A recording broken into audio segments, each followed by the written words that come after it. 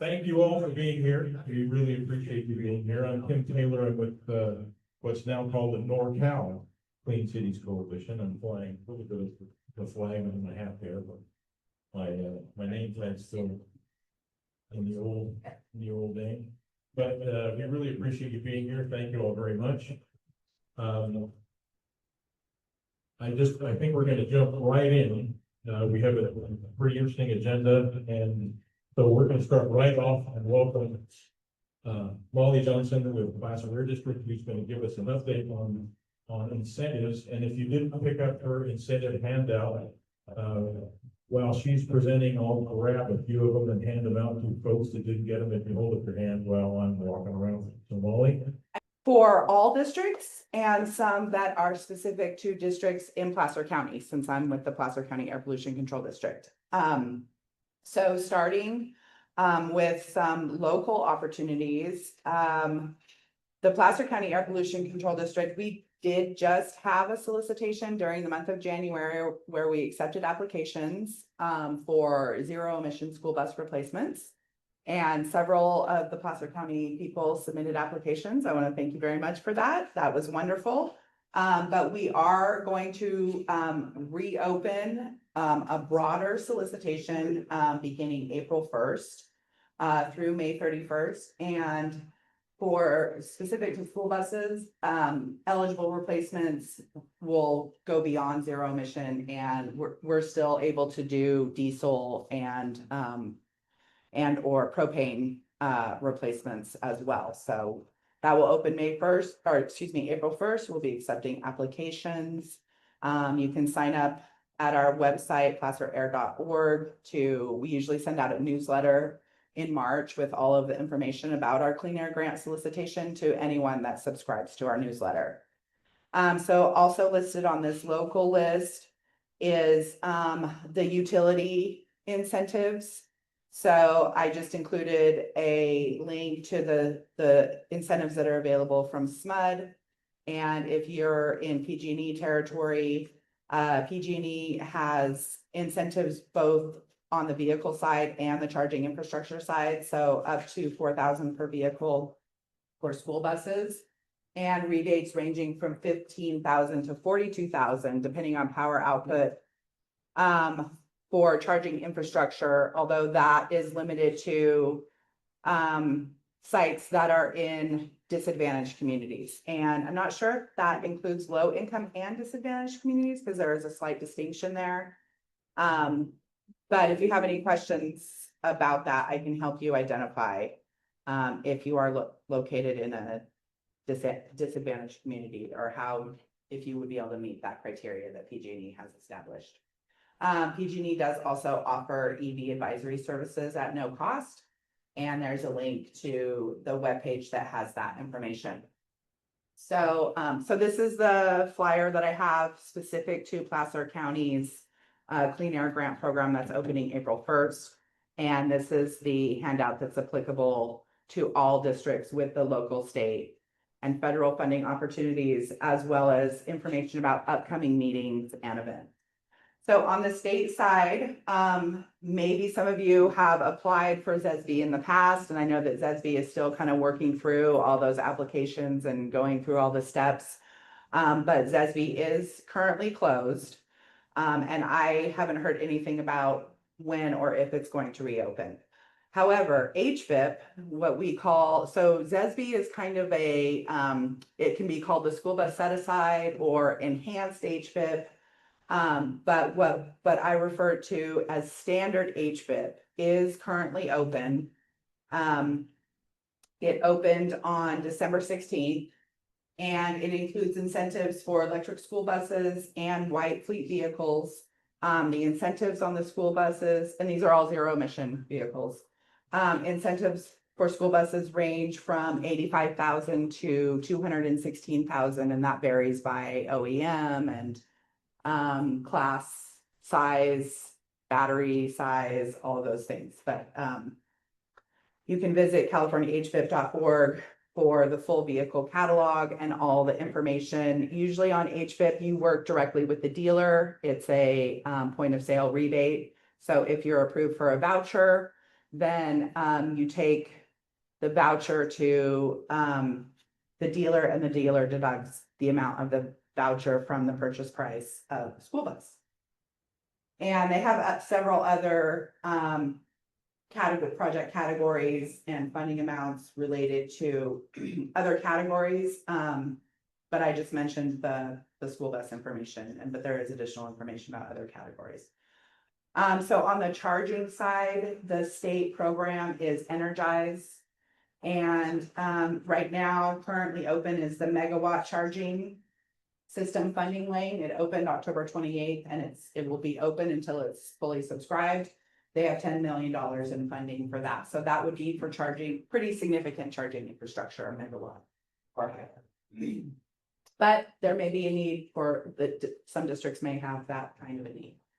At the state level, they also have a technical advisory program called CalFleet Advisor that is at no cost for anyone that's interested in developing a plan to transition to zero emission vehicles. They'll provide you with technical assistance to develop a plan, identify sources of funding, and help you make progress in that area.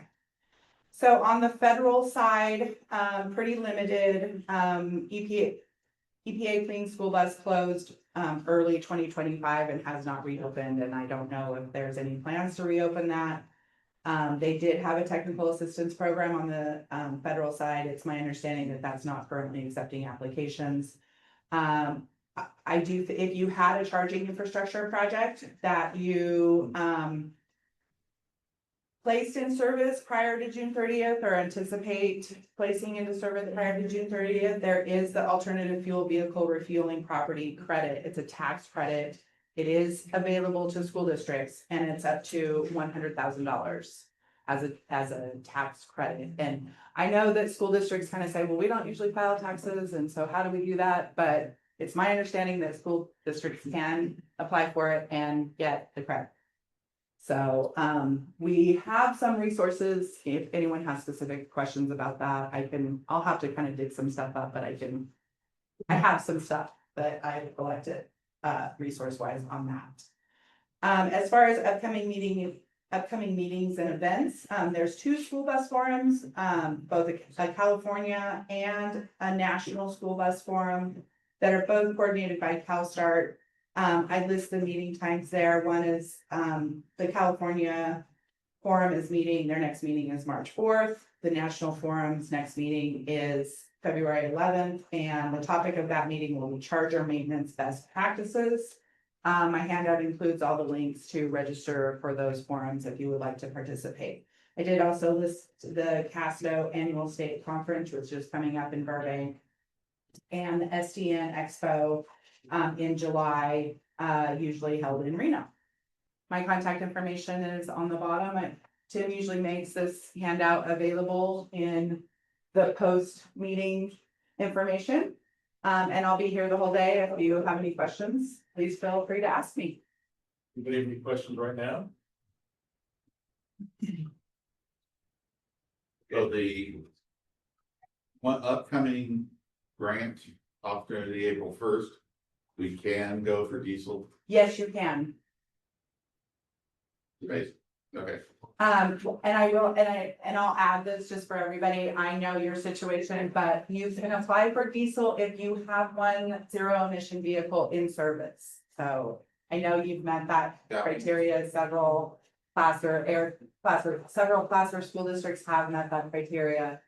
So it's okay. Lakeith, did you have a question too? So has anyone received the fuel tax credit yet? I think that's a question for the room. Has anyone applied for it? Well, I know many applied, but I'm wondering if anyone received Has it. actually received it. Okay, yeah, I just wanted to clarify that portion of the I question. did not receive yet. So you weren't denied, We weren't you denied. just haven't received it. Okay, For the IRS tax credit? Yeah. yes. Yeah. You thought we have working on it, said that we should be getting a letter saying that's why we can keep pushing it back. And all stuff, you know, yeah, 100%. I couldn't hear that, so it's. So Linda said that the people that they're working with, that I guess maybe help them with the application for the tax credit, said that they should be getting a letter soon. But they haven't heard anything yet. Government. And so do people have a time frame of when they applied? So like when did you specifically apply? Like how long have you been waiting? I'm just kind of curious. Close to over a year. Over a year, Yeah. okay, Linda? Us Similar? too. We Yeah. applied for the first round and second. Yes. Same here, yeah. Okay. Year and a half. Waiting. I'll see if I can, I've seen I've seen a couple of presentations from IRS staff about the tax credit. I could look up some of those names and see if they have any insight. Or give us their names. Do that. But I'll have to find the information. Any other questions? Okay, good. Thank you all for being here. Fantastic. Thank you very much. Sure. Really appreciate that. And as Molly said, I should have mentioned this, all the presentations that are delivered today, as well as the incentive information that Molly just gave us, we will post to our website, the Queens and NorCal Queen City's website, formerly the Sacramento Queen City's website. And by the way, both of those work to get there, aliases and all. And everybody who's registered for this meeting will receive a notice that it's been posted up and with the full contact. Thank you, Molly, once again. And now we're going to have a segment where we're going to talk about basically capital funding strategies and access to money, that sort of thing. And our first speaker will be Bradley Baker of Highland Fleets. And so Bradley, microphone is yours. Backward. There we go. All right, so just a little summary of what we do. What we try to do is really come alongside the districts as a turnkey electrification service provider. And we have a lot of aspects to our service, but the objective is to help districts move through the complexity of electrification while at the same time costing down projects and bringing it into affordability. In having depots built out and ready for buses when they arrive and they get they get at the district transportation yard. So some of our guarantees include uptimes, 97% uptime, service ready, route ready guarantees. We have a lot of remote correspondence in our service where a lot of the times we're connecting with transportation directors and whatnot prior to them even knowing there's charger issues or fault codes, all the communication protocols in between the chargers and the buses. So all of that service from start to finish is what Highland provides to the districts. Pricing stability when electric costs fluctuate. As we move through the last couple of years, we've seen grants really peak, very high subsidies, and we're seeing that start to trend downward now. Molly was talking a lot about the grants that are available. So anytime we can take advantage of grants and subsidies to cost down projects, it's very helpful. So next slide. Here's a quick map of where we're at today. There's even a few more customers that need to be added to this slide, but we're based, if you can see this map up in the Northeast is where our headquarters is at. We have an office in Denver, and then I'm based down here in Southern California on the West. But you can see nationwide, our presence is growing, our brand is growing, and people are really starting to understand the value that Highland offers alongside this journey of electrification. So I like this slide because I was here when there was a lot less dots in May of 2023, so it was exciting. Now, talking about the grants. So one of the things that we really like to look at as we start to partner with districts is becoming intimately involved in the conversation of what their budget looks like, what the timing looks like. We work with the dealers on the pricing of the buses, but where we find a lot of advantages where we can stack grants, meaning a state grant and a federal grant at the same time. The ZESB grant, unfortunately, you cannot stack with federal grants, but it's a fantastic California grant with the bus capital side and an infrastructure side. So if you apply for that grant, bravo, it's an amazing grant. And I think Molly had mentioned that ZESB's still working through finalizing a lot of those applications. But the idea is to stack the savings, and for instance, the HVIP vouchers that she was talking about, there's still a good amount of funding in that bucket of money. If you're looking at your sort of your natural purchasing process over the next 2 to 3 years for buses, and you can identify how many buses you're going to be replacing and how many buses are going to end of life that you need new buses for. The HVIP vouchers actually do stack with the federal grant side of federal grants like the EPA Clean School Bus. We do have some insight. We don't have a lot of details yet, but we have some insight from the Capitol Hill. Our team works with senators and congressmen and lobbyists often, and we think that we're pretty sure that they're going to be announcing some details on some of that funding being released in maybe March of this year. The reason I say that is when we get more details, we'll advertise that to all of you. But that grant is also stackable with the HVIP vouchers. So when you're talking about fully capitalizing or subsidizing a purchase price of a bus, it's probably going to come close depending on the type of bus that you pick or what size of bus that you need, if that makes sense. Let's see.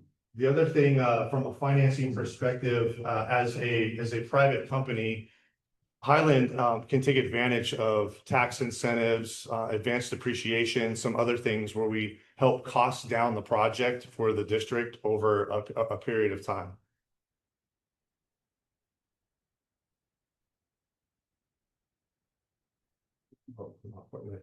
I have one slide here. Molly's hit most of these, which she does a great job at usually in the beginning, but I talked about the EPA school bus program. We'll have more to come on that in March. The CARB HVIP program she also talked about. And by the way, if you're a small school district, that voucher can go even higher than 216. I think it's 17 or 20 buses or vehicles under a specific gross vehicle weight rating. But in general, that is stackable. The HVIP is stackable with federal grants. And then the ZESB grant, of course, which most of you are familiar with if you've put in that application, and you're going to be tying that or coming to a close as far as your contract in the next couple of weeks.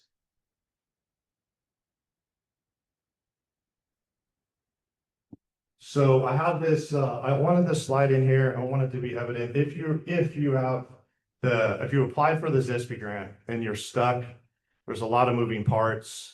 Part of this process of applying for the ZESB grant was to have a preliminary site configuration plan done. You may or may not be working with an EPC provider, engineer, procure, constructor, or an infrastructure build-out provider.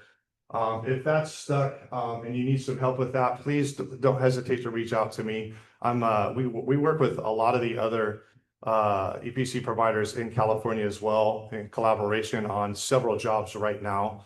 So, we work well together. We can figure out what would work best for the district from a perspective of moving that along. The other thing that we need to, or I wanted to let you know that potentially the start out or the build out of the infrastructure could be a little quicker if we can engage the utilities and start to understand where those hurdles are or where those obstacles might be preventing us from moving the project along. But from a financing perspective, in the incentives that we offer, access to the private sector tax benefits such as accelerated depreciation and whatnot are a huge benefit to the district as well. I don't think I have anything else on this slide. Wanted to mention this. This is super exciting. A couple of months ago, Highland was announced as the official transportation provider of the LA 28 Olympics. And we're going to be moving a lot of people around, administrators, basically everybody else except the athletes. They'll probably, I don't know how they're going to be moved around, but officials and administrators. And we were just in LA at the Olympic headquarters talking about that with, it was a teach-in for the most part. And we got to see some of the route planning, and it's super exciting. But the intention is for us to provide 500 school buses. And I'll get to why I'm talking to you about this. It's super exciting. once in a lifetime opportunity. Districts can participate in this. But we're gonna provide 500 buses, probably a little bit more on our end, just to be safe, for this program in the summer of 2028.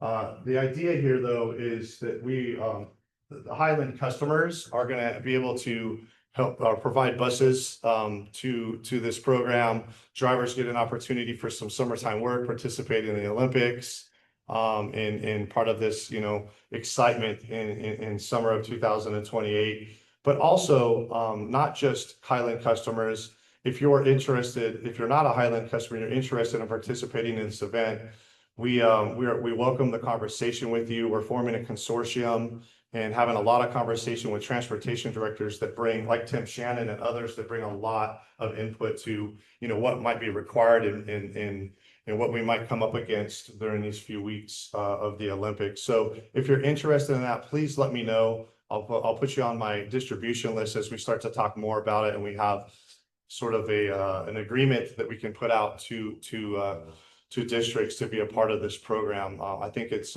would be super exciting. Most superintendents and just transportation provider and directors in general, their eyes light up when they see the opportunity to be a part of this. So why this is important as well, we have the unique opportunity to partner with the utilities, and it's just a different level to engage with them in proactive conversation to move these projects along, meaning SCE and PG&E are proactively coming forward to help us unstick projects where there might be, transformer procurement issues or switchgear issues or, ingress, egress permitting that needs to happen. And our team is working with them on a weekly basis.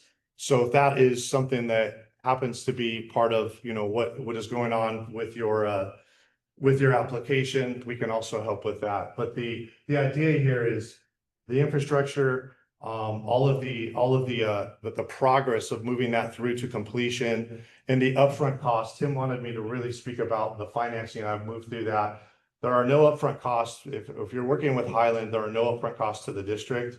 We finance all of that, and we basically work a contract out with the district where it's one annual price per year, very intimately with their CBO and the budget.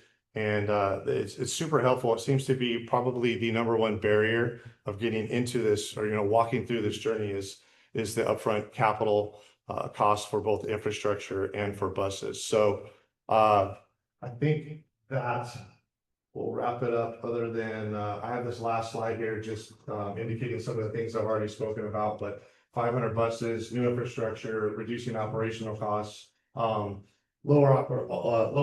maintenance expenses, less fuel volatility, and just really bringing jobs to LA workers as well. It's an exciting opportunity. If you want to talk about that, please let me know. I'll be here afterwards as well to speak with you. Questions? Any questions? So, if you're unable to provide buses, can you just provide drivers? Is there additional work for drivers?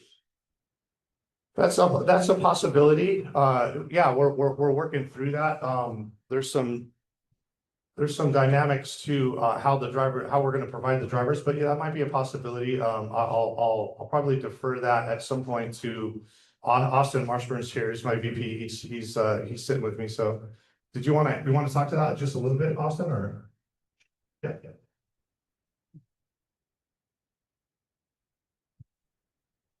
100% we're looking for, we probably have the number of buses that we need already down in the Southern California area, but we also are willing, the LA 28 Olympic Committee wants us to bring buses from other places as well, not just from Southern California. It's the California's games, the US's games, and we want to be really cognizant of that.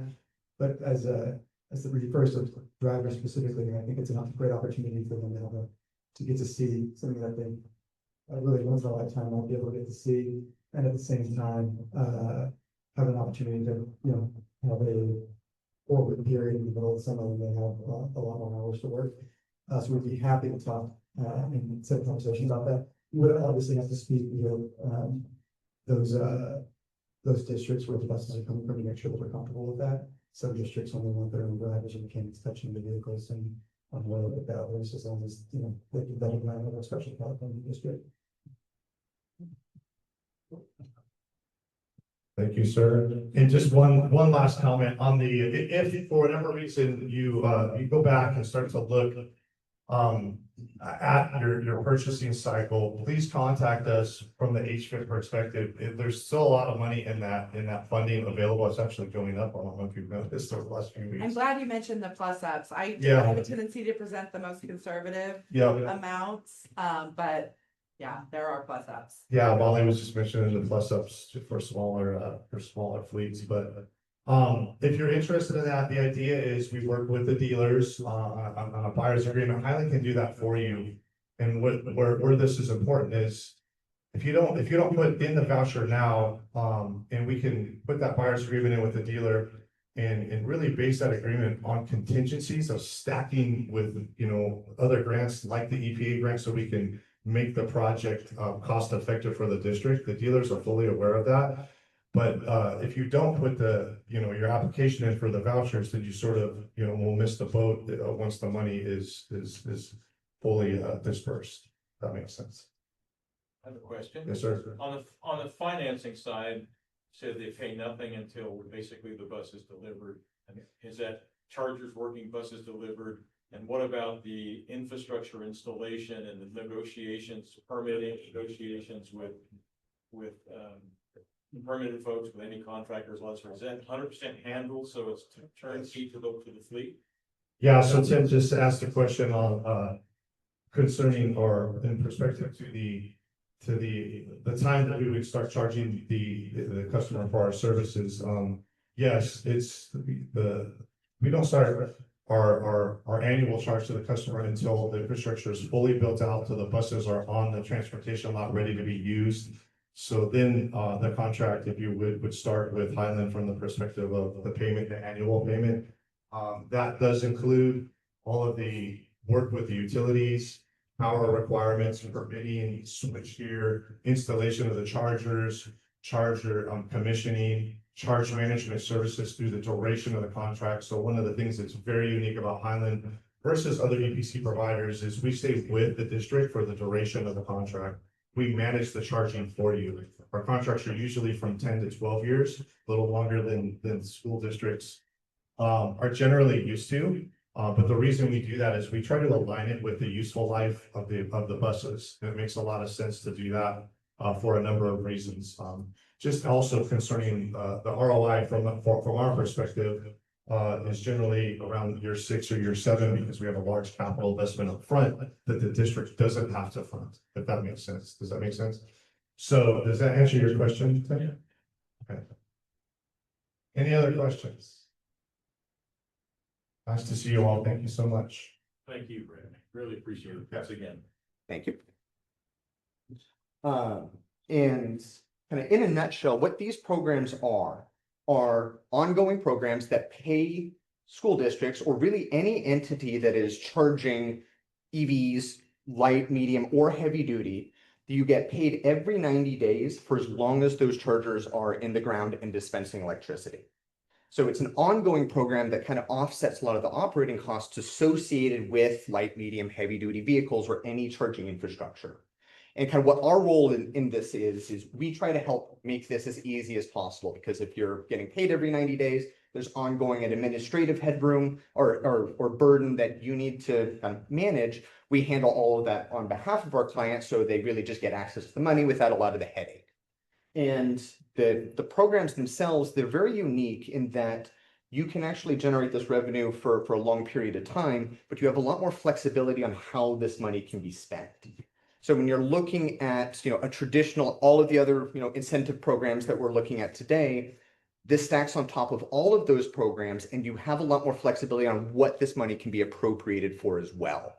So it's a really unique incentive program that allows you to essentially move the money where you need, as well as going after all of the traditional grants, rebates, and tax credits that everyone's familiar with.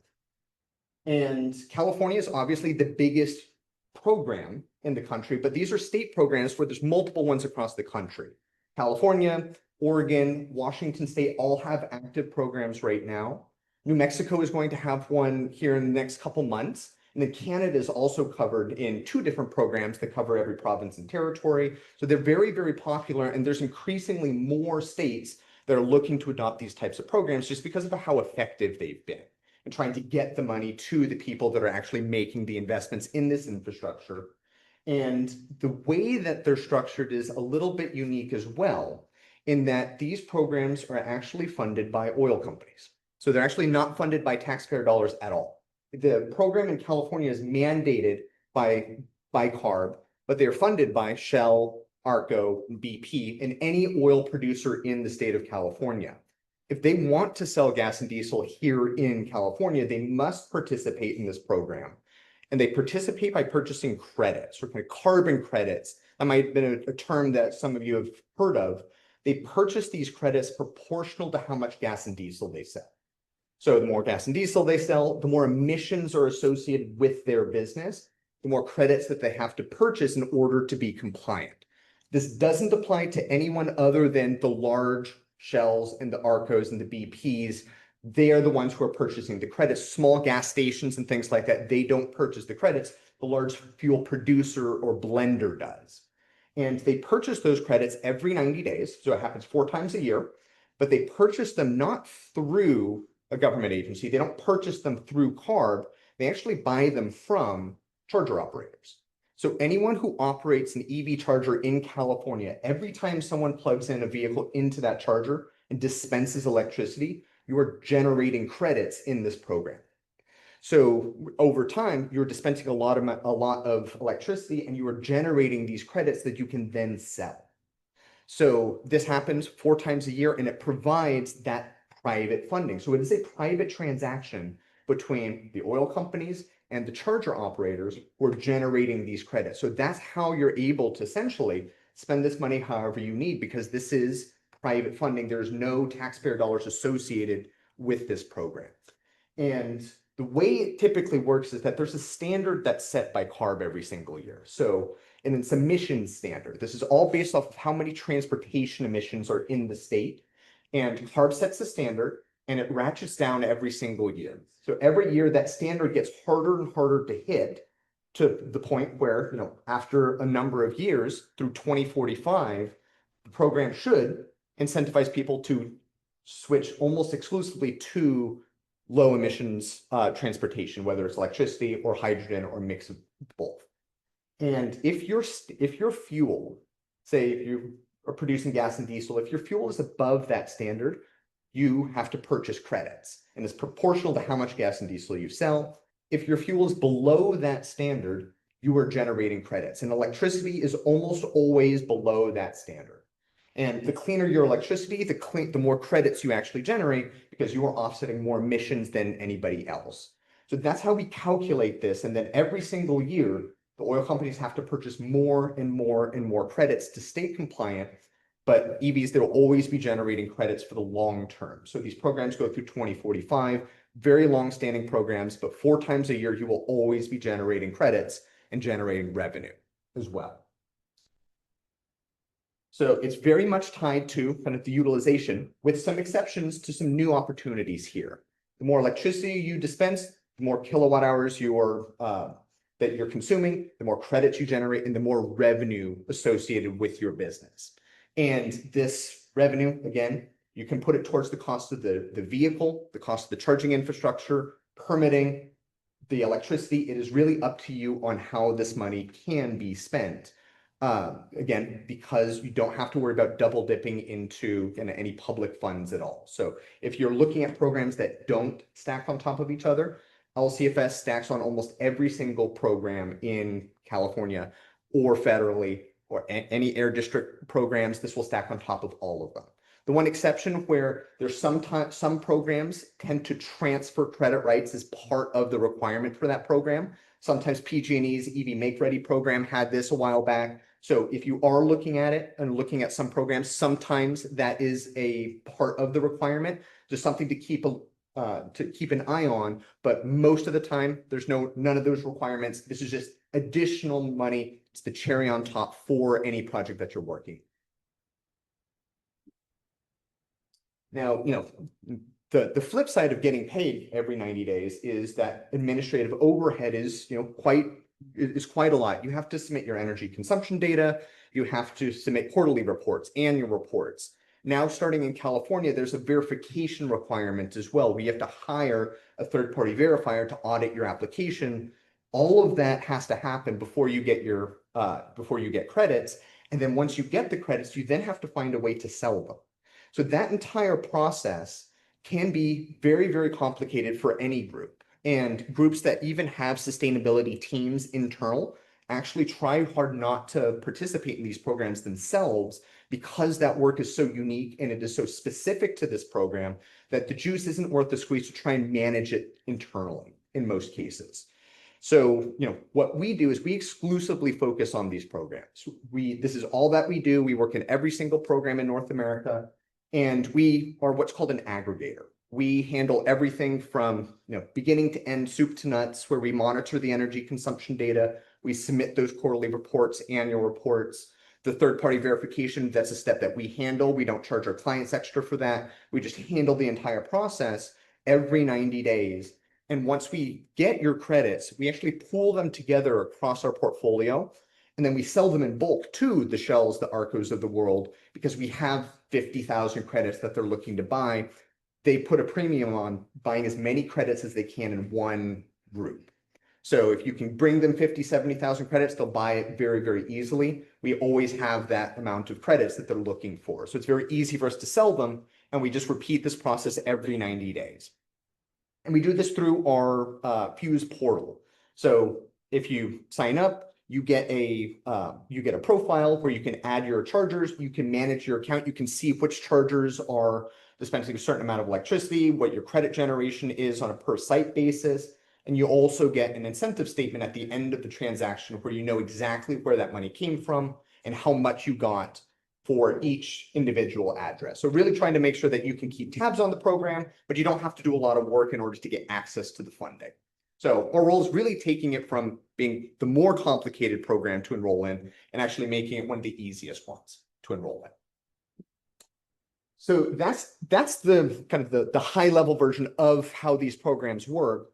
But as I said, these programs get updated very regularly. And the most recent amendment was in July, and CARB passed the amendment, and they overhauled a number of parts of this program to make it significantly more lucrative for participants. So if you've looked at these programs before, sometimes, you were looking at the revenue and it wasn't as lucrative as you needed it to be. That is not the case anymore in many, many circumstances because of this amendment. What CARB did is they introduced a number of changes to kind of get credit prices up. Credit prices do fluctuate. There's supply and demand forces in these programs. So credit prices tend to go up and down just like any market. But CARB introduced a number of changes. There was a 9% reduction in that emissions target. They introduced auto adjustment mechanisms, a lot of things to boost credit prices, and they've gone from $40 up to $70 in just a couple months recently. So over the last couple months, we've seen significant spikes in credit prices, both in California as well as up in Oregon, because there's a lot of changes going on because of this amendment.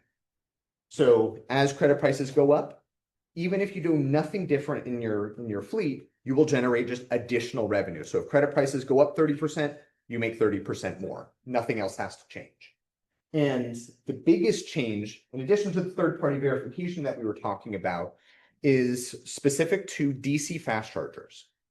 In the program, there's a subset of the program, a pathway called the Fast Charging Infrastructure Pathway.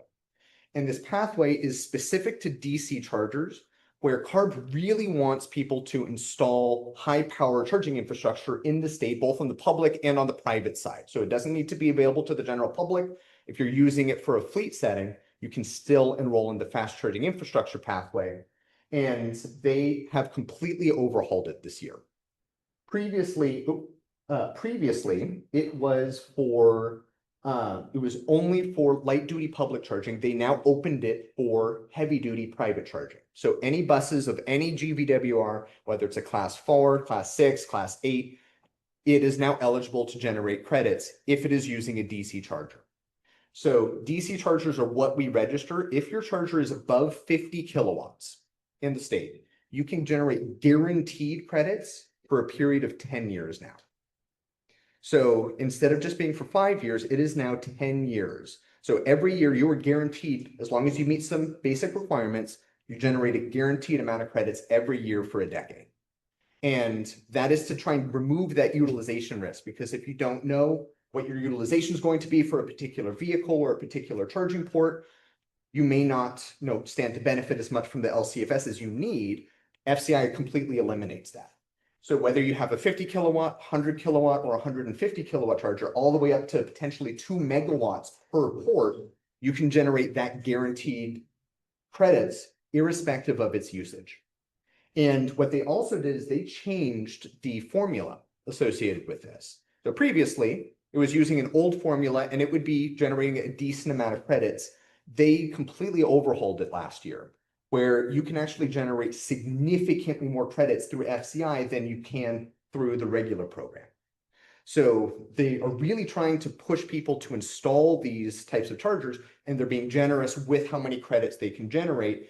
And in many cases, it can be the difference between a project penciling out and a project not. We've seen that many, many times. Colby, my colleague here, we spent the last 6 months talking to fleets about this program. And we have a lot of sites that are now actually financially feasible because we can tie this FCI program into their projections. So just looking at kind of how much can you generate, the formatting got a little weird on these slides, but these are the rows that are applicable to you guys. For a 50 kilowatt charger, if it is shared between multiple fleets, so say you have multiple school districts, and you have a central charging depot, you can actually generate, $5,500 a year just from the 50 kilowatt charger. But if you install higher power charging, you can actually triple, quadruple that amount based off of how much power you have available on site. And as I said, credit prices tend to increase over time. And as we see credit prices increase from $40 to $70, using the most up-to-date industry projections that we have, your 10-year totals are actually more than just this times 10. So a 50 kilowatt charger over 10 years can generate just under $90,000. And that's on the low end of the power level. So if you have a private fleet, numbers are a little different, but you're still generating $46,000 over the life of that charger. And for very high power charging, you're looking at, hundreds of thousands of dollars over the life of that application that you didn't have access to before. And as I said, this money can be used however you need. This is additional revenue on top of grants, on top of other tax credits that you're going after, and this money is there for you. So if it's not part of that calculation, it absolutely should be, because this is revenue that, when you're looking at the numbers, can be very, very meaningful to anyone who's looking at installing charging infrastructure or already has charging infrastructure. If you have a site that's gone live in the last couple of years, you can still enroll. So if it went live after Jan 1, 2022, we can enroll it, and it will generate credits for a period of 10 years, just like a new site. So this money is there, and most people just don't know that this money is available to them, and then, and they don't have a way to actually get access to it. So, I'll leave you with this. These programs over the last few years have consistently been changed and transformed to help folks get funding for their projects. And when you're looking at installing any type of charging infrastructure on your site, you should always be included in this, because if you don't enroll in these programs, in many cases, the money is still generated, the credits are still there, they just default to your utility. And we much prefer the money to go to the people who are actually making the investments, that are actually using the vehicles and installing these chargers. We'd much prefer the money to go to you guys. So if there's any project that you guys are working on, make sure that you include this as part of that pro forma, whether it's a new site, an old site, or anything in between. This money is there for you. We just want to make sure that you have access to it. And with that, I could take any questions. What's your percentage? What is the percentage that Fuse takes from the actual dollars given to the school district? So we operate on a net bound. The short answer is it varies between that 10 to 15%. somewhere in there is where most people fall, but some people are a little bit higher if they're a smaller account.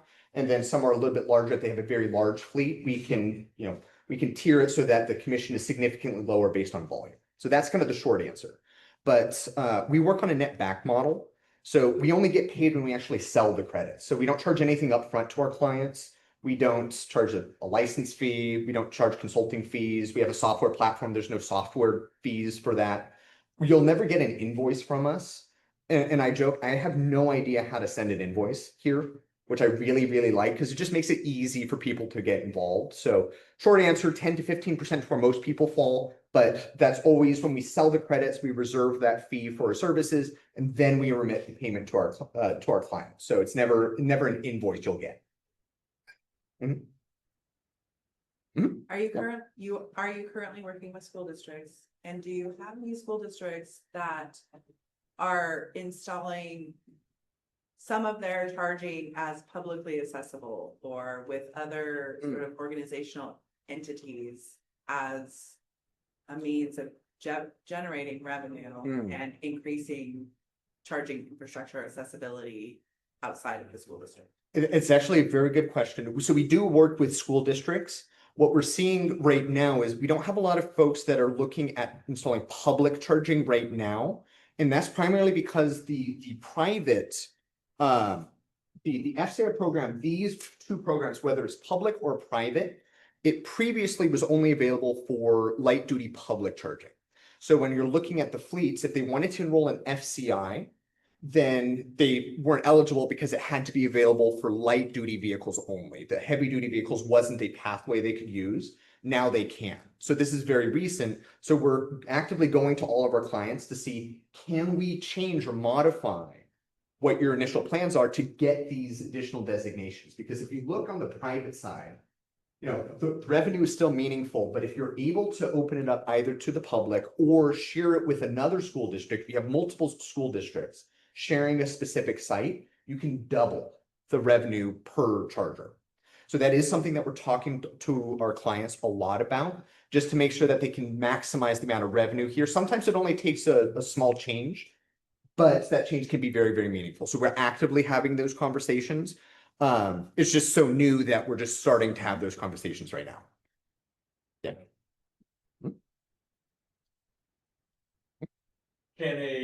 You're talking about if somebody had fueled a yard full of chargers and had never attempted to use LCFS, walked in the door and said, I have all these chargers, I put them in 3 years ago. I'd like to get on the system. Would you say, well, I can get it? Would you say fine, or would you say only new chargers that get added to the system? I would say it was totally fine. We have chargers that were installed a decade ago. There's no time limit on when those chargers were installed, except for the FCI. So if you have a DC charger, it has to be installed after Jan 1, 2022. But if you have level 2 chargers, or if you have chargers that you don't get into the FCI program, it doesn't matter when they were installed. And it doesn't matter if they are public, private, if you're installing chargers for workplace charging. So if you have, teachers that are coming in and charging at like a charge point charger, those are absolutely eligible. And it doesn't matter when they were installed. If you have them, we can find a way to get them in for sure. I'd say, I'm Colby Green, I'm with Connor Hughes. The only caveat to that is it has to be a network charger. Yes, that is a good point. Yeah, it has to be a network charger. The kind of dumb old flipper chargers that we can't get energy consumption from, it's impossible to report for that unless you did like the secondary meter on it, which would outweigh the cost benefit. So it just have to be networked on a CMS system. Yeah, exactly. I was actually going to bring that up because this group did a lot of electric vehicles back when Flipper Creeks were what was delivered with them. And so there are a lot of legacy ones, but those can be removed and new networked ones can put in for a couple $100 or $1,000. It's really pretty simple. I think the offset is probably all there. If you're using that charger, it's pretty easy. Yeah. For the small ones. Yeah. Rip and replaces are very common. We're actually working with a number of groups right now for rip and replace. And we do that on the level 2 side and on the DC side. So in most cases, it actually does pencil out that ripping it out, replacing with a network charger does make financial sense. Yeah. All right. I knew you had a question back there. You answered my question. Oh, perfect. It's listed on there as either public or sharing. What is the definition of sharing? I mean, does it have to be specifically? In other words, like, if Roseville said, hey, you can come charge when you're in this area for a trip, and I say you come charge at mine. Does that qualify as sharing, or does it have to be specifically like a joint owned? It's a very good question. The definition of shared is that two fleets, there has to be a fleet, have to have some sort of agreement that those chargers are available to either the fleet that owns them and the fleet that's sharing, that it's available to them for a certain amount of time throughout the week. And there's, it has to be open from this time to this time and just be available to them. And there has to be an agreement in between those two groups that kind of outlines that. If they're not using them regularly, it doesn't matter. It doesn't matter. So that's a key point, is that the fleets don't have a specific kilowatt hour requirement. They don't have to dispense a certain amount of electricity to this fleet or that fleet. They just have to have an agreement in between them. And as long as they meet that, then they're good. And they get that resistance. So if they have an agreement amongst themselves that say, my fleet is open. Yeah, exactly. And CARB has been pretty flexible on this, like they're very much promoting the SCI program and promoting the ways to expand credit generation. So they're just like, hey, if you have a signed single page agreement that this is open to shared from, 8 AM to whatever, we're good. And we submit it and keep that in the file, and it's now our shared DCFC. Yeah. And the advantage there is if you get that heavy duty designation, it doubles your revenue. It doubles your credit generation from if you just kept it as a private. So if you have an opportunity to share it just with that agreement, you have an opportunity to get one of those in place, it will double the revenue for that site. So we always highly recommend just investigating that. Yeah. One more question, just to be sure. You said a shared between two entities. If you share with multiple entities, does that somehow restrict it? Nope. We work with a company that essentially creates a network of their chargers available to their clients. Got a yard here, somebody else got a yard here, somebody else got a yard here.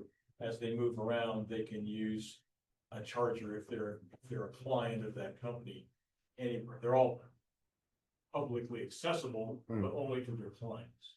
That's actually a perfect use case for a shared facility, because it doesn't have to be just two. You can have as many different entities involved with that. We have a client that has a facility where they actively try to recruit as many fleets as they can to use those chargers. So if they have 2, 3, 5, 10 fleets using those same chargers, doesn't matter. The minimum is 2, but there's no maximum. So that's actually the perfect use case. And we're actively chatting with folks about those types of projects, because if there's multiple groups using this shared infrastructure, not only do they get the higher designation, but then they don't have to install as many chargers themselves. It's a perfect fit.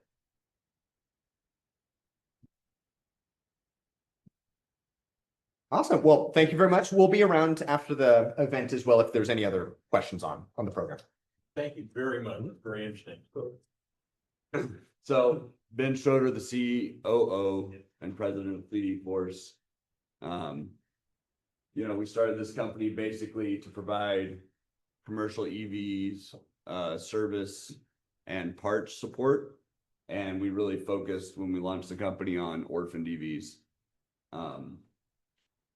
If we knew there was a market for it, we started in Colorado. And, probably one of our biggest aspirations is to break into some more standard OEMs and, cut our teeth there, but that's obviously a lot harder to get into. So anyways, yeah, we specialize in servicing and PMs on orphaned and underserved commercial battery electric vehicles. Currently Lion falls in that category. Providing hard to find parts and common parts for commercial EVs. We can also provide parts for other, for you guys, I guess, school buses. But we do specialize in the EV side. We have nationwide coverage, so I have techs.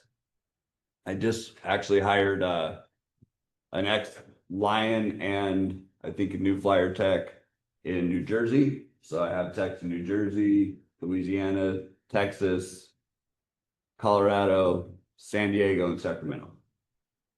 I do also provide training. So we do technician, driver, and support personnel training.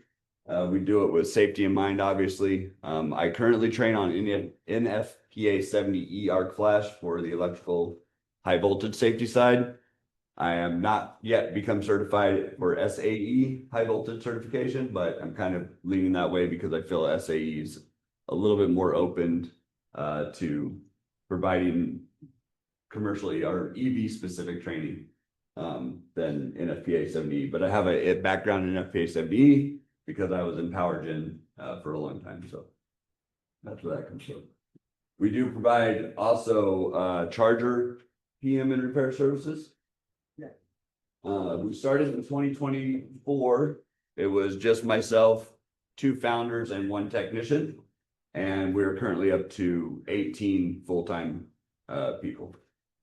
So, rapid growth, but it also comes with some, a little bit barriers there as we go. So it's been a little challenging, but it's been fun. We did send 3 employees to line technician training, including myself. And now we've hired 4 previous Lion techs. One, I think I mentioned last time, is Devon Tim. He was a senior support specialist for Lion technicians and customers. So he's a really smart dude, really quick, and can solve a lot of problems remotely and then in person. As mentioned, we did purchase all of the remaining Lion inventory and assets that were in California. And we did just launch or just open a facility. It is temporary, but it's over in West Stack, south of the airport. I do have the address if anybody needs it. I don't have it up here. It's about, 10 minutes or 5 minutes south of the airport over in West Stack. We just finished up a bus there, for Liberty Schools, I believe. They had some battery issues, so we dropped the packs, did some battery repairs, got them back up, and they're supposed to pick that bus up on Friday. So another big thing about us is we really work on building the supply chain for these parts for these underserved vehicles. As you all know, supply chain is very difficult for electric vehicles in general. There's a lot of discontinuing parts from the OEMs who make them. Right now we're struggling. I know the Lion buses are struggling for the BCI, I think they're called BCI 20s. They quit making those, so we're looking for, we have a stock of them, but we're looking for a way to either rebuild them or find another solution for them. So that's something that we specialize in. We don't want to let them die because the parts die. We'll find a way to get the part either made, fix it, or find a replacement. And yeah, we were pursuing real estate, but we do have real estate. Again, it's temporary. Our goal is to move out sometime early summer this year and find a more permanent shop here in the Sacramento area.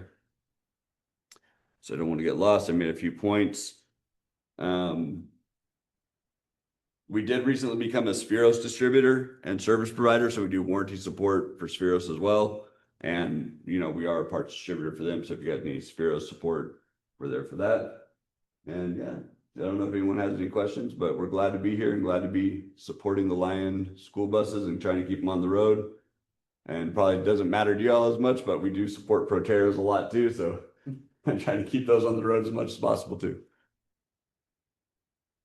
Anybody have any questions? Anything y'all need, feel free to reach out. We'll get you guys buses on the road. If you talk to the folks in and this is Proterra, these folks we didn't hear about, but in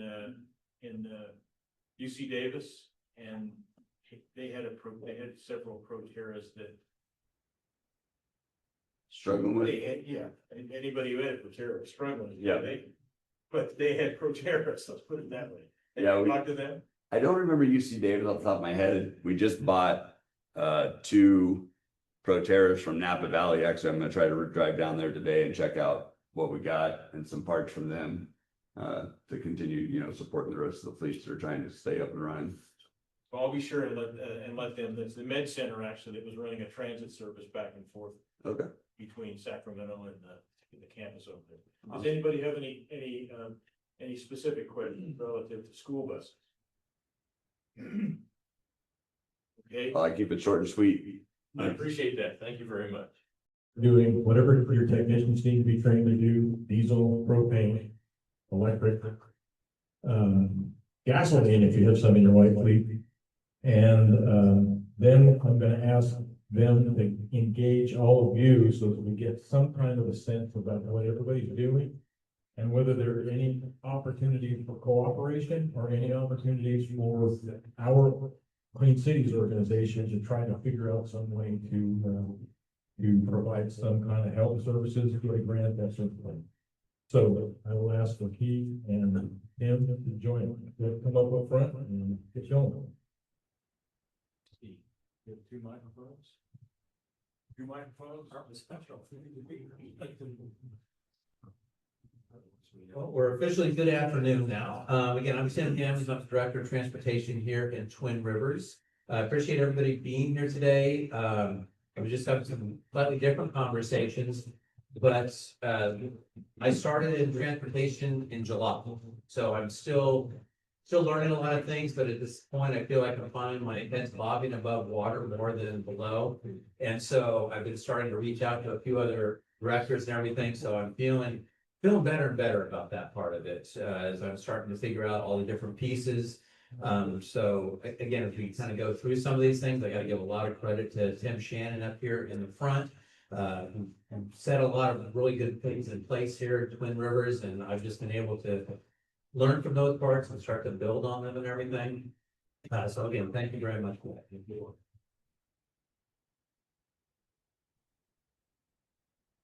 My name is Lakshmi Singh and I'm with the Union High School District. Tim asked me, if we can help others, or what our challenges are as far as training our technicians or mechanics or drivers, or if there's any other areas that we need training and we have challenges to get that training.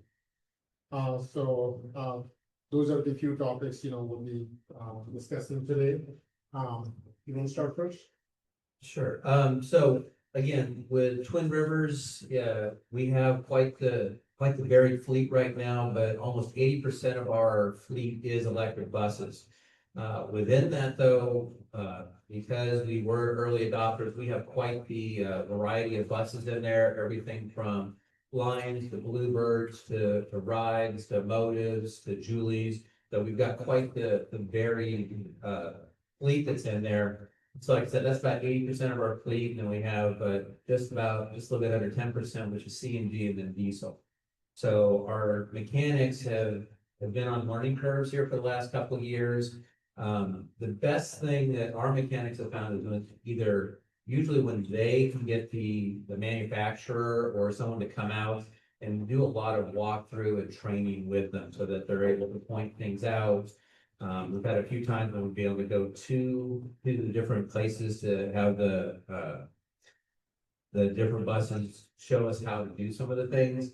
Probably the biggest hurdle that my mechanics, we were talking about this, is sometimes there's proprietary software in there, and then not being able to have access to that because our mechanics have figured out a lot of things along the way. And if they'd be able just to plug in some of those things and say, oh, I just need to replace this, I can do that part. But that's been one of the bigger challenges. But when we've been able to get some of the companies have been really responsive, like Ride, saying, hey, come on out here, we'll show you everything. Those have been great training opportunities for our guys. And that's very true. When the dealer or the OEM is involved, it just makes things a lot easier. We have a Bluebird buses, and one of their technicians, came and not only trained our mechanics, so did the walkthrough and also did with the drivers. And again, as Tim mentioned, there are a lot of things our mechanics don't have access to. Anytime or most of the time when the bus breaks down, there are ghost codes on the dashboard, but they have no clue what they are because they don't have access to that dashboard. Good thing, fortunately, we still have warranty, and we have a few years left in the warranty, but we're scratching our heads, what happens after that, and how we get access to what we need and to maintain our buses. But again, it's the dealer participation is very critical at this point, keep those buses going. Yeah, I would definitely agree with that part.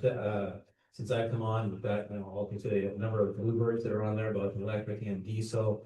And A to Z has been great to be able to work with and talk with and stuff. So it's just, and again, this week we had Motive that was out, and as they were doing some things, they came up and scanned and said, okay, this is kind of what I'm doing. And so again, some of it just on the spot training. So, we came across few instances, one time our bus just had like a dead throttle. And there were codes that mechanics have no idea, what they directing them to. And there were another time, the bus was in the middle of the route, and there were all the whistles and, the alarms going off. You shut it off, it will turn it back on in a few seconds after, start doing the same thing again. So just those two things, and we worked with the Bluebird and figured it out and it worked. But if we were at our own, that would have been hard. Also, the second thing we came across is, like the routine maintenance. One of our buses, AC went down.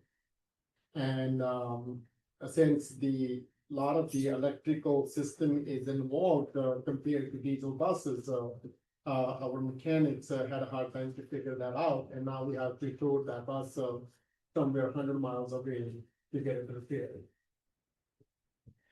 And we've got some of those same issues that when I'm checking the GPS on buses, it's like, why do we have a bus out over here and one in South Sacramento, and then it's, oh yeah, that's this bus. And and I know, talking with our line representatives and stuff, it's sometimes the parts are hard to find.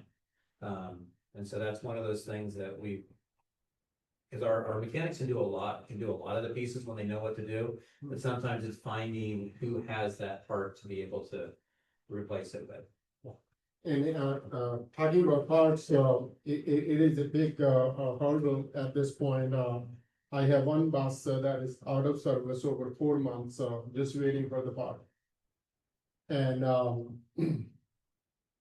I know a lot of you may have Bluebirds, but it's the low voltage junction box, and it just melts whenever the temperature is about 90 or 95 degrees. It just melts. It cannot stand alone.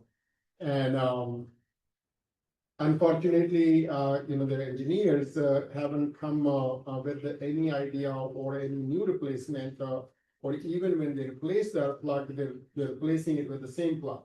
And then it happens again. And then we're on the same boat again. So those are the challenges, we are coming across as we're running more and more EVs on the road. And I would say again, because we have such a wide variety of fleet, that some of our shop guys have kind of trying to take it more like one or two of the types, under their wing, so to speak, so that these guys will focus on Bluebird and these guys will focus on Lions, because when you have 20 Lions, you've got 8 Bluebirds, what do we have, 7 rides, it makes it easier for them to kind of specialize a little bit more as long as they're not on vacation. So they do talk a lot amongst themselves, but because we have that wide variety, they try to focus more on one of the electrical buses so that they can hopefully, as things come up, or that like we was talking about, the same part keeps failing, then they know where to go look. They understand kind of what the drivers are telling them. But the hard part is sometimes getting the drivers to tell the shop what's going on, as opposed to just calling from the side of the freeway. Yeah, I just turned the bus off. And then they get back, it's like, well, it's been kind of doing this for a week. So I'm sure you guys have those same things, but again, it's trying to make sure that our drivers are reporting things so that our mechanics can start trying to deal with it, or if they know what it is, to be able to start trying to order that part in. Yeah, no, so a few of the options or resources, we have seen lately is, we got one of our mechanics got the high voltage training. And that was offered or organized through the cities, I believe that was one of your. We told you about it. It was actually the Clean Cities Coalition in Long Beach that made the arrangements with the Energy Commission. And we just were trying to make as much of information available as we could. Yeah, so that was a great program. It was down at Water near Modesto. And our mechanic was there for 1 week. So now he only got the high voltage training, but he also, learned about what kind of tools we will need when we start maintaining, when we start the maintenance at our own after the warranty deadline.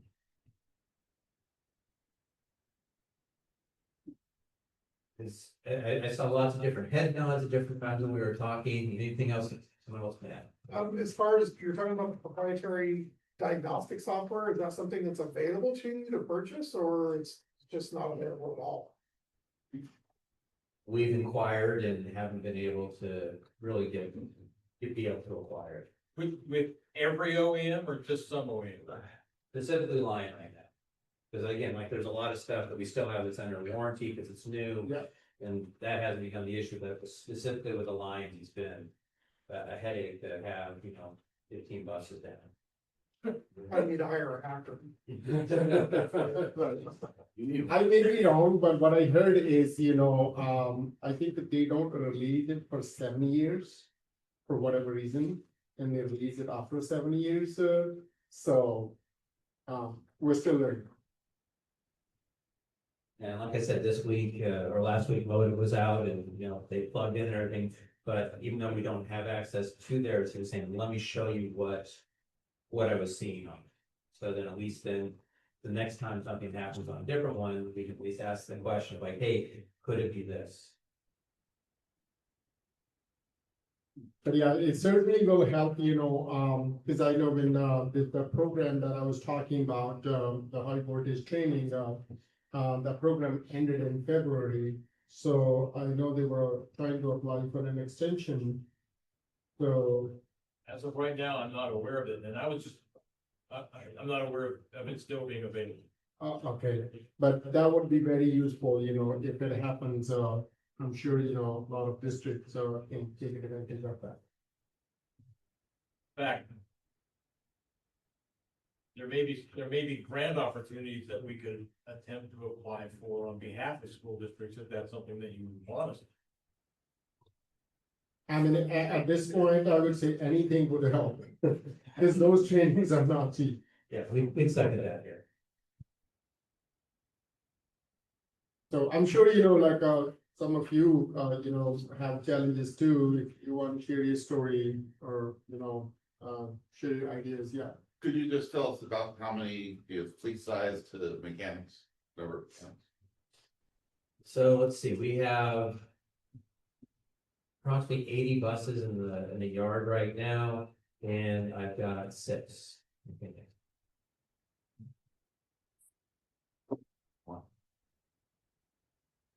Yeah, we have 18 buses. My fleet is almost like half and half of EV and half diesel, and we have 4 mechanics and a sub mechanic. So we're 5. Yeah, so I have a lot to say. Please. But I'll start with one of the first points you guys made was not having access to software, and it is hard. It's hard, right now a lot of the OEMs, I think that they're a little hesitant to even release training for their product. Probably because they really don't have enough documentation to do it. Right, so it's not just the OEMs of the vehicle, it's also the manufacturers of the parts as well who are making this barrier. So one thing that, and I'm not good at this kind of stuff, but maybe some people in this room are, one thing I really try to put out there to everyone is the consumer voice matters. And if we can collectively push legislation either from the state level or federal level to say, whoever's owning these vehicles, I mean, for me, obviously, I'm selfish. I want to make money off of it. So if I can buy the software, that's great for my shop. But for y'all who own them and operate them, I was there for a long time. I did it for 15 years, and it was easy with Gillig and with Cummins. Back in the day, I could just buy J Pro or buy Cummins Insight or, work with Gillig to diagnose the stuff. And now it's very difficult. So I think that we have to push the legislation to say, make it accessible for the consumer to diagnose their product.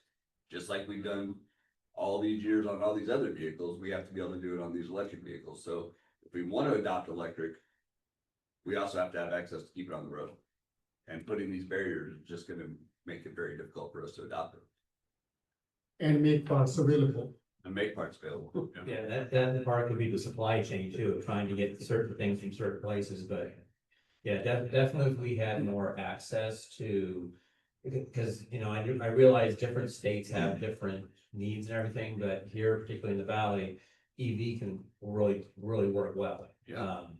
But we need to have some assistance with that, like you said, getting access to the And EV software. can work well in a lot of places, right? The thing is that if you don't, like you said, when your tech goes to the dashboard and the bus is not responding, and you find out all it was a coolant level sensor or a coolant temp sensor that takes 5 seconds to replace, and all you had to do was be able to read that diagnostic, that helps you guys keep your fleet on the road, your uptime in a better place. Yeah. True.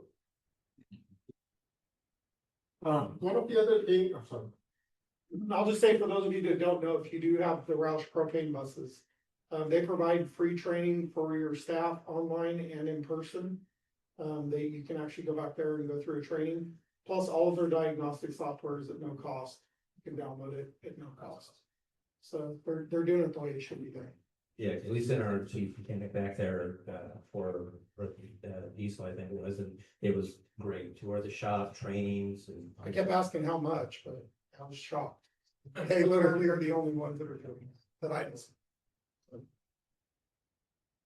So I think another place you guys touched on is the training, and not just from a platform level, but also from the high voltage safety level.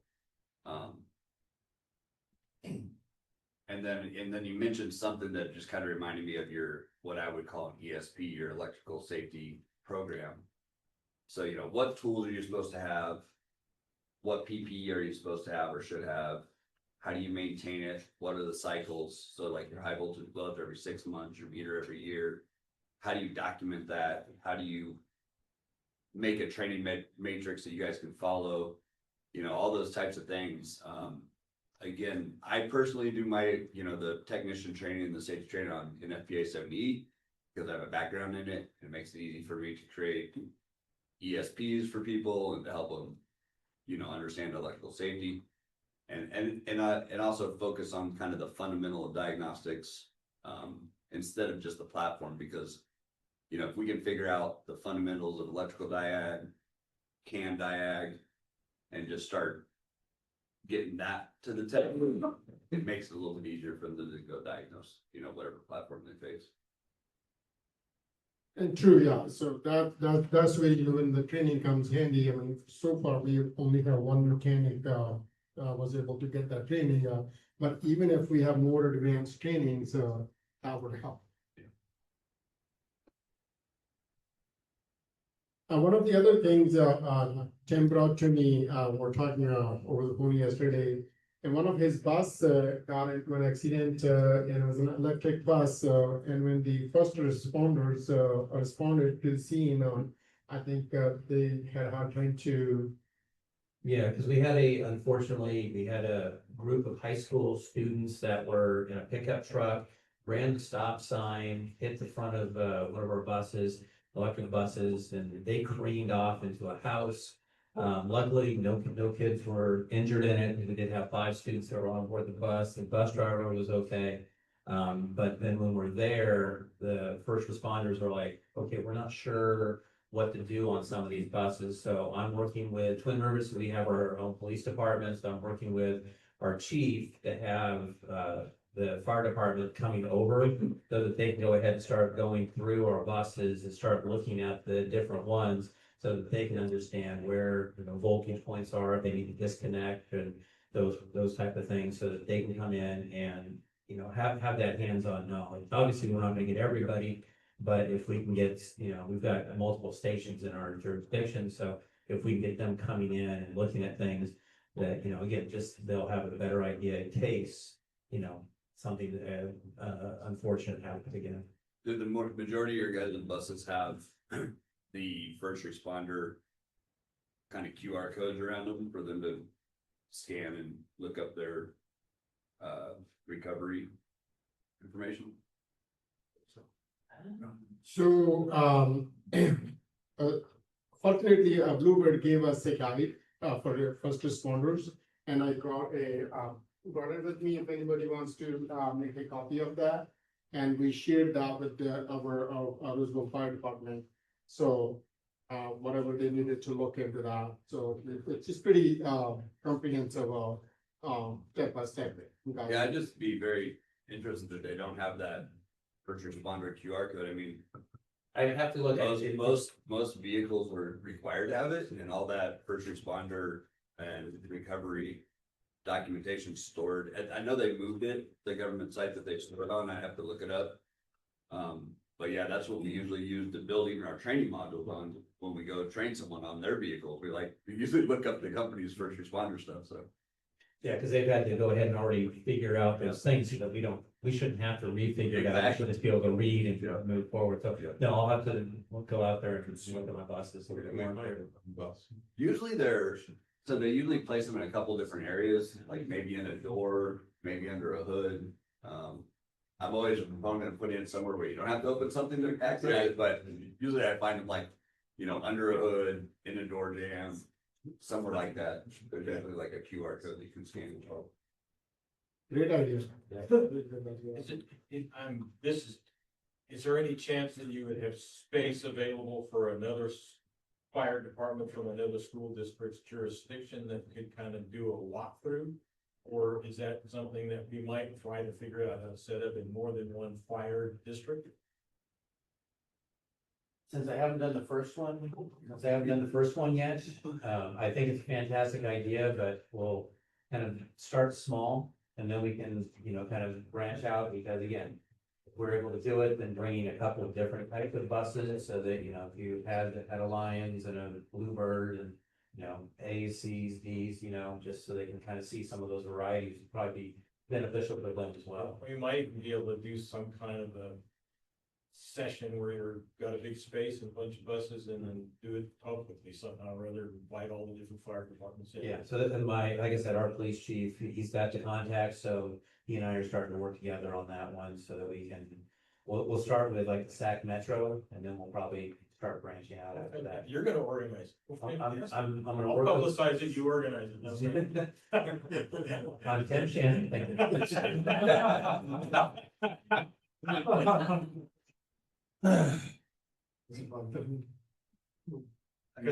Another thing y'all mentioned that I don't have a good answer for, or, I don't want to commit to anything right now, but I am working on it. The Lion software, I'll write it down. the Lion diagnostic software is extremely expensive. I mean, it's crazy how much they're charging right now for it. And it's per user, right? So like for my team, because we're scattered all across the US, it's a huge investment. But I'm working with Lion, trying to get them to give me some sort of, relicensing agreement or some way that I can build a service laptop, because we build them for different platforms, service laptops that we lease to people or we'll rent out, if they need to do a diag and then send it back and we'll remote in and do it. But I haven't been able to create it for Lion and I don't have a agreement with Lion to do it. So yeah, it's something I'm working on. If I get an answer for you guys to be able to get a diagnostic laptop, I'll definitely share that with you. That'd be great. You know where we're at. Yep. I was gonna mention one thing. I think some of you may remember that at one point, we created a little email server that some of you managed to get hundreds of emails telling us by replying all, people were telling us that they wanted off the email. But you all got hundreds of them. If we set that up properly, where you could exchange this kind of information, or I was thinking specifically about parts. The very first time I met you, I think, Wendy, It was at the Roseville, event that Whaley organized 2 years ago, maybe. And there was one car seat, or driver's seat, that you were waiting like 4 months, 5 months, 6 months, something, and you couldn't drive the bus because a driver's seat was unavailable. And I was thinking, well, if it was a Lion, there'd be plenty of people that could give you spare seats, I guess. Yes, that's the thing. That was, I don't think. But, that kind of thing, you're talking about parts. You know, can somebody help with parts? You had a bunch of tires, I think, at one point you were trying to get rid of it, and you're No, we finally made the deal with somebody. But I'm just wondering if that could be for some, you know, there's an organization that we're also associated with, which is the Municipal Equipment Maintenance Association. These are the large public agency fleet operators. And they have I guess you'd call them just like an email sort of exchange. And it's organized well. And they, you know, they're asking questions, in their cases, they're asking questions, who's got police, electric vehicles that are police, you know, who's done this. Some of them are asking questions about different vehicles that they're trying to get set up different ways. I mean, they're actually using it as very effective for them. I just wonder if something like that would be useful for us to set up. If we managed to do it in a way where you weren't overwhelmed with people telling us that they were involved. It's just, you have to be asked to get on and is it something people would use, or is it something that we should just forget about because it was such a bad thing to start off? I think it'll be very useful because, you know, a lot of the times, you know, we kind of do it anyway, like we email each other or we call each other, you know, when we have issues. But if there's a common place to go to, that would be very wonderful. Well, there are 52 school districts in the Sacramento region, and this event is noticed all the way to the Oregon border, although we don't really have people outside the area that are taking advantage of it. They can zoom in if they want. So there could be a very large number of people who could theoretically, you know, have a part sitting around that they might be able to make available. I would think maybe something more in the realm of where you log in to check it as opposed to it coming into your inbox. Cause I think most of us were just so inundated in our inboxes, just getting through our daily emails. That it just gets to be one more thing you gotta take a look at, but, if we had something where it was like, you know, you check in to it to see, oh, you know, I'm looking for some tires, or I have some tires to put on there. That way it's specifically driven to what you're looking for as opposed to it coming into your inbox every day. And I'd be curious to wonder if like partnering with like ASBO or ASO might help with that as well. Yeah. Yeah. I mean, they've already got a lot of the names that are in there as well, and they may already have something kind of aligned to that type of thing, so it's that would be easy. Yeah. I mean, not only just for parts, you know, for the, also for additional trainings or, other issues, I mean, if we can come up with something like that, I'm sure people, you know, can use that service.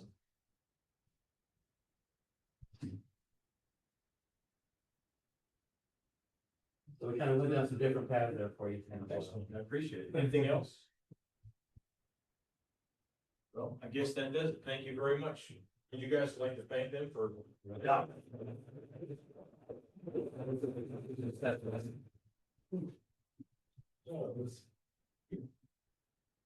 I think that takes us, yes, that takes us to the end of the agenda. And then the only thing other thing that I would like is if there are any vendors here who would like to stand up and say 1 minute about who didn't already do a presentation. Who would like to stand up and say who they are and what they're here for, you're welcome to do it. Anybody would like to take advantage of that before we adjourn the meeting? Yeah, I'll do it. Bus West, got some colleagues here, Ken and Diana, they run our service department. Just wanted to say hi, thanks for coming, and we do have all types of buildings available, new stock units coming in at this week, so if you guys are interested, just let me know. I also have the 480 volt ABB wall box, brand new. half price, so. if anyone's interested in Our that. first part of it. I would post that on your, little site, so. Right. All right. Thank you. Hey.